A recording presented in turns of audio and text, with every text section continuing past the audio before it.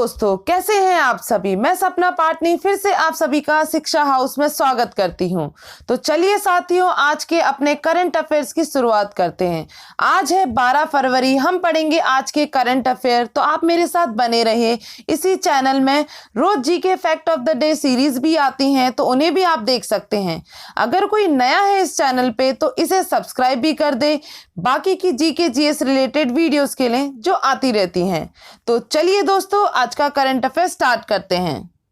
हमारा पहला प्रश्न है, हाल ही में सुप्रीम कोर्ट ने आईएनएस विराट के विघटन पर रोक लगा दी है। तो ये आईएनएस विराट को किस साल में कार्य मुक्त कर दिया गया था? तो कौन से ईयर में डीकमीशन कर दिया गया था? तो इसका सही उत्तर है 2017 में। और ये जो पिटीशन जो दायर किया गया है सुप्रीम कोर्ट में, ये आपका एनवीटेक मरीन कंसल्टेंट लिमिटेड नाम की कंपनी ने किया है। कोर्ट ने यह भी कहा है कि फिलहाल आईएनएस विराट को नहीं तोड़ा जाएगा। तो आईएनएस विराट की बात करें तो इसने अपनी अंतिम जल यात्रा जो की थी वह 19 सितंबर 2020 को की थी, और इसको जो डीकमीशन कर दिया गया था 2017 अगस्त 2017 में किया गया था। और इसने जो अपनी सेवा दी है, आपकी 30 वर्षों तक की इसकी सेवा थी, और इसीलिए इसको दुनिया में सबसे लंबे समय तक युद्धपोत में रहने के लिए गिनीज बुक ऑफ रिकॉर्ड में अपना नाम भी बनाया है।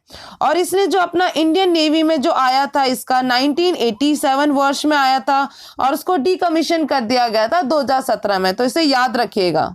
अगला प्रश्न है हमारा, भारतीय नौसेना का युद्ध अभ्यास ट्रॉपिक्स 21 इन दिनों चल रहा है। तो ये जो ट्रॉपिक्स युद्ध अभ्यास है, पहली बार किस वर्ष में आयोजित किया गया था? तो ये कब आपका फर्स्ट ऑर्गेनाइज कराया गया था? तो इसका सही उत्तर है 2005 में ये आपका फर्स्ट ऑर्गेनाइज किया गया था ट्रॉपिक्स एक्सरसाइज। तो इसके साथ साथ आप एक और चीज याद रख लीजिएगा, 4 दिसंबर को हर साल इंडियन नेवी डे के तौर पे मनाया जाता है।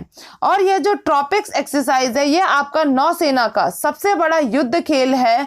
और ये जो नौसेना परिचालन इकाइयों के साथ साथ जिसमें जो आपका पार्टिसिपेशन करता है, आपका आर्मी, एयरफोर्स और कोस्ट गार्ड आपका इसमें पार्टिसिपेट करता है।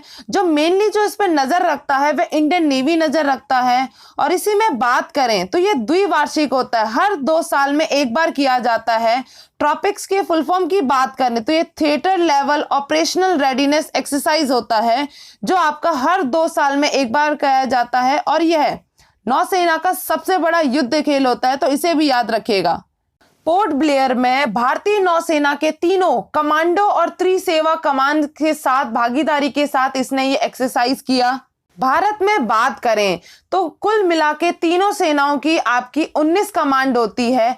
आर्मी की आपकी 7 होती है, एयरफोर्स की आपकी 7 होती है, और नेवी की भी आपकी 3 होती हैं। तो याद रखिएगा, जो आपकी 19 टोटल कमांड हैं उनमें से आर्मी की 7 कमांड होती हैं, एयरफोर्स की भी 7 होती हैं, और नेवी की 3 कमांड होती हैं।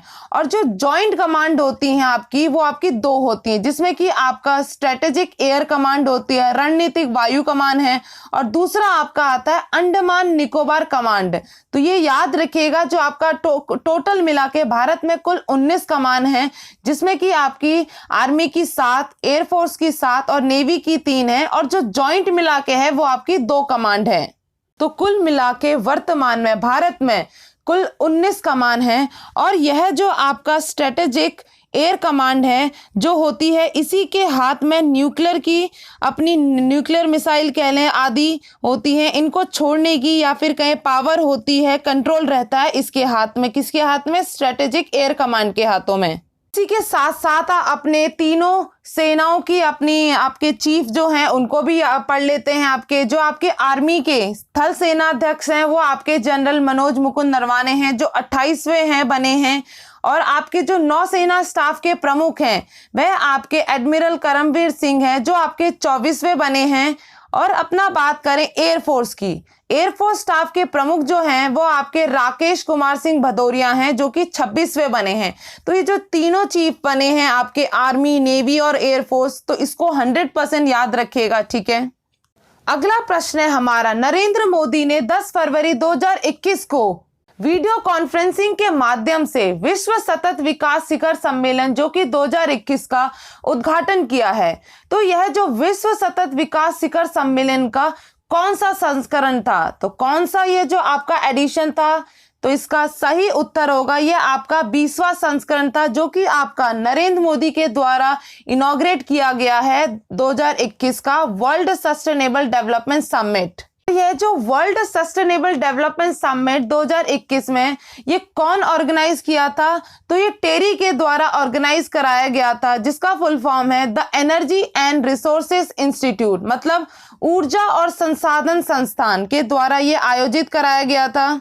और इसकी जो थीम रही थी redefining our common future safe and secure environment for all, तो ये इसकी थीम रही थी इस बार की, हमारे सामान्य भविष्य को पुनर्परिभाषित करना, सभी के लिए सुरक्षित और सुरक्षित वातावरण लाना, यह इसकी थीम थी। तो याद रखिएगा ये जो आपका वर्ल्ड सस्टेनेबल डेवलपमेंट समिट जो कि 2021 का हुआ है वीडियो कॉन्फ्रेंसिंग के द्वारा 10 फरवरी को, तो किसके द्वारा इनॉग्रेट किया गया है, नरेंद्र मोदी जी के द्वारा ये इनॉग्रेट किया गया है। और ये कौन सा संस्करण है ये भी आपको पता होना चाहिए, एडिशन से रिलेटेड भी आपके प्रश्न बनते हैं, तो ये कौन सा है, ये 20वां एडिशन है। ठीक है, चलते हैं अपने अगले प्रश्न पे। 2021 का प्रतिष्ठित wildlife photographer of the year people's choice award किसने जीता है, तो किसके द्वारा ये अवार्ड जीता गया है, तो इसका सही उत्तर है रॉबर्ट इरविन ने आपका 2021 का photographer of the year people's choice award जीता है। तो इनकी बात करें साथ ही साथ, तो ये आपके ऑस्ट्रेलियाई वन्यजीव फोटोग्राफर हैं और इन्होंने जो ये अवार्ड जीता है वह आपका बुश फायर शीर्षक वाली छवि के लिए पुरस्कार जीता है। और ये जो 2020 में विनाशकारी ऑस्ट्रेलियाई बुश फायर की तस्वीर है, तो उसके लिए इनको यह अवार्ड दिया गया है। इसी के साथ साथ आप एक और चीज याद रख लीजिएगा, ये जो आपका wild life photographer of the year दुनिया की सबसे बड़ी वन्य जीव फोटोग्राफी प्रतियोगिता है और ये किसके द्वारा ऑर्गेनाइज किया जाता है, ये आपका नेचुरल हिस्ट्री म्यूजियम जो कि लंदन में है उसके द्वारा ये आयोजित किया जाता है। चलते हैं अपने अगले प्रश्न पे। हाल ही में असम सरकार ने हिमा दास को पुलिस उपाधीक्षक नियुक्त किया है, तो वह किस खेल से संबंधित है, हिमा दास किस खेल से संबंधित है, तो इसका सही उत्तर होगा वह एक स्प्रिंटर हैं।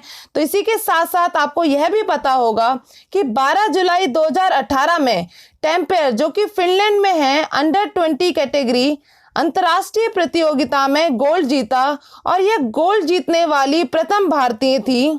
हिमा दास की बात करें तो ये 21 वर्षीय जिनको आपका ढिंग एक्सप्रेस नाम से भी जाना जाता है, इनका एक और नाम है मोनजई नाम से जाना जाता है और ढिंग एक्सप्रेस नाम से जाना जाता है।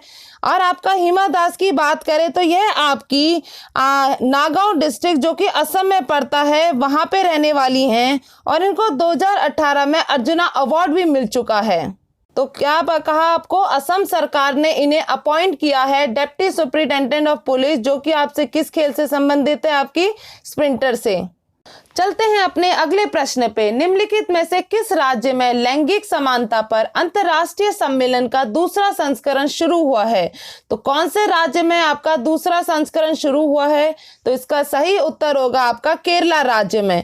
और ये जो आपका आयोजन कराया गया है 11 से 13 फरवरी 2021 में जेंडर पार्क कोझिकोड के द्वारा ये आपका आयोजन कराया गया है और यह आपका महिला और बाल विकास विभाग के तहत यूएन वुमेन के सहयोग से करवाया गया है।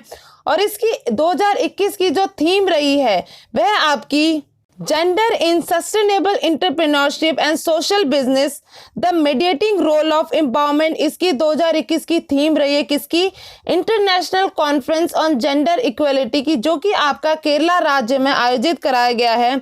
इसके साथ साथ आप ये भी याद रख लीजिएगा कि आपका जो फर्स्ट इंटरनेशनल कॉन्फ्रेंस जो हुआ था वह आपका कोवलम केरला में हुआ था 12 से 14 नवंबर 2015 में इसका पहला संस्करण हुआ था और यह आपका कौन सा संस्करण है, आपका सेकंड। ठीक है, चलते हैं अपने अगले प्रश्न पे। स्वीट रिवॉल्यूशन समाचार में है और निम्नलिखित में से ये किसे भारत में स्वीट रिवॉल्यूशन का लक्ष्य प्राप्त करना है, तो किसके द्वारा ये आपका अचीव करना है, तो इसका सही उत्तर होगा आपका national beekeeping and honey mission, राष्ट्रीय मधुमक्खी पालन एवं मधु मिशन के द्वारा आपका स्वीट रिवॉल्यूशन को आपका लक्ष्य प्राप्त करना है। और इसी में बात करें हम देश के एकीकृत कृषि प्रणाली के हिस्से के रूप में मधुमक्खी पालन के महत्व को ध्यान में रखते हुए सरकार ने 3 साल के लिए 2020-21 से लेकर 2022-23 तक राष्ट्रीय मधुमक्खी पालन और शहद मिशन के लिए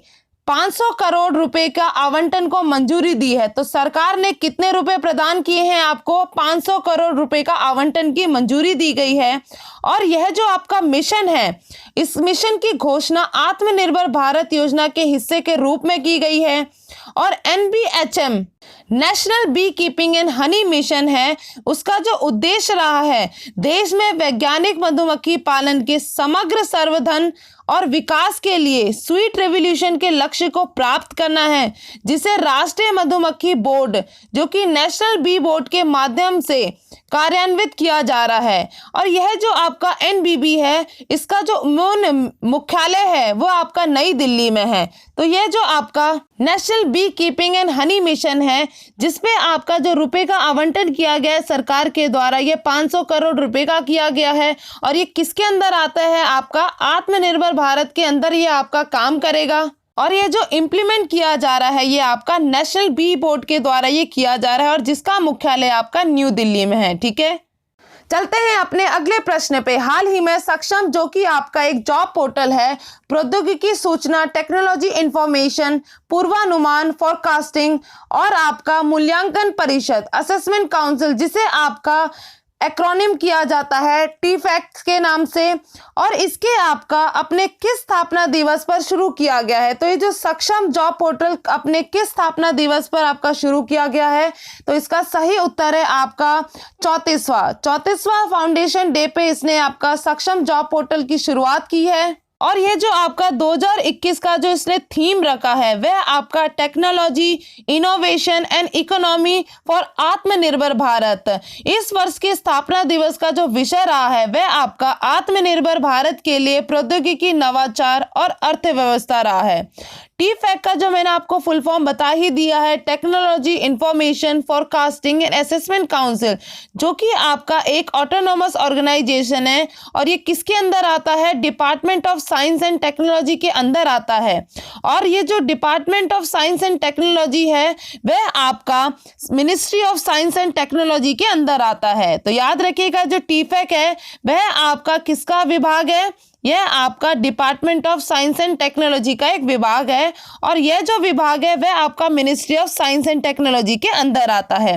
TFAC की बात करें तो इसका मुख्यालय आपका न्यू दिल्ली में पड़ता है। तो याद रखिएगा, इसने अपने 34वें फाउंडेशन डे में आपका सक्षम पोर्टल, जॉब पोर्टल लॉन्च किया है।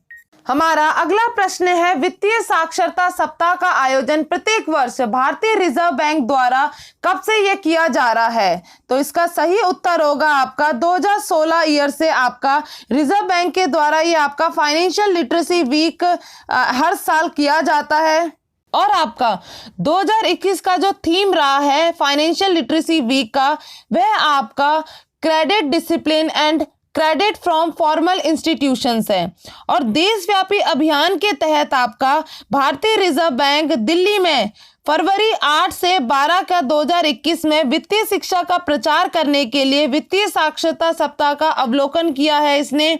और आपका भारतीय रिजर्व बैंक 2016 से हर साल वित्तीय साक्षरता सप्ताह का आयोजन कर रहा है, ताकि देश भर में किसी विशेष विषय पर वित्तीय शिक्षा संदेश प्रसारित किया जा सके। तो ये 2016 से अपना ये काम कर रहा है, क्या करने के लिए? फाइनेंशियल एजुकेशन देने के लिए हमारे पूरे भारत में। ठीक है, तो आपका जो रिजर्व बैंक ऑफ इंडिया आपका क्या करता है, हर साल फाइनेंशियल लिटरेसी वीक मनाता है। कब से? 2016 से। ठीक है, चलते हैं अपने अगले प्रश्न पे। हाल ही में भारतीय रेलवे ने 1 महीने में अपने सबसे अच्छा माल ढुलाई भार दर्ज किया है। तो ये माल ढुलाई भार कितना है? तो हमारा इंडियन रेलवे आजकल इस चीज में बहुत बढ़िया काम करते जा रहा है। तो इस बार जो आपका जनवरी मंथ के लिए आपका ये माल ढुलाई भार कितना रहा है? तो इसका सही उत्तर होगा आपका 119.79 मैट्रिक टन। तो 109.79 मैट्रिक टन इसने आपका माल ढुलाई किया है और यह आपका जनवरी मंथ 2021 का है। और इसी से पहले हम last best freight loading figure की बात कर ले, जो कि आपका मार्च 2019 में रहा है। वह आपका 119.74 मेट्रिक टन रहा है, जो कि रिकॉर्ड किया गया है। और ये हमारे लिए काफ़ी अच्छी बात है कि आपका हमारा इंडियन रेलवे काफ़ी बेहतर काम करते जा रहा है। तो याद रखिएगा कि आपका जनवरी मंथ के लिए इसने आपका फ्राइट लोडिंग फिगर्स जो रहा है वह आपका 119.79 मिलियन टन्स रहा है। ठीक है, हमारा अगला प्रश्न है, हर साल किस दिन international women and girls in science मनाया जाता है? तो किस दिन आपका हर साल सेलिब्रेट किया जाता है international day of women and girls in science?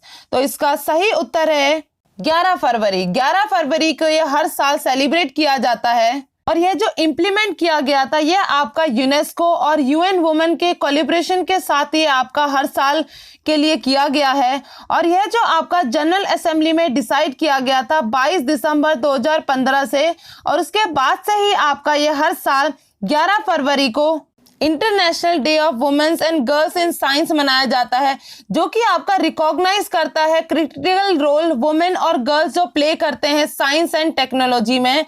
तो उनको सम्मान देने के लिए आपका हर साल ये सेलिब्रेट किया जाता है। चलते हैं अपने आज के 12 फरवरी के अंतिम प्रश्न पे।